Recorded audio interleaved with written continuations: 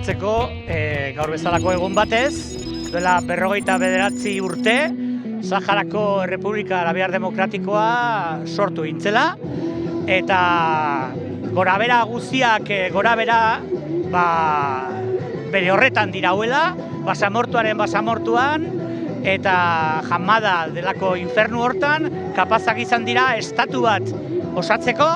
eta kapazak izan dira eusteko borrokari, eta euskaldun ontzoat nik uste dut sahararrek duten irmotasuna, kemena eta adorea adibidetzat har dezakegula, eta bada gaur egun polita ospatzeko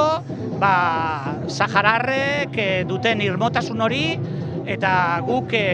azken finean bat egiten dugula haien borrokarekin eta euren nahimen eta gogoekin. Azken finean, nik uste dut euskaldunok badakigu zer dela borroka, eta mundu aldakor eta uherrez betetako mundu hontan, izarren azpian borroka bat eta bakarra dagoela, eta justiziaren eta herrien aldeko borroka. Eta euskaldunok beti egon gara Saharako Errepublika Demokratikoaren alde, eta jarraituko dugula laguntzen, eta beraz hemen egon behar garela, Nafarroako foruen monumentuaren inguruan, Nafarroaren foruak defenditzen dituen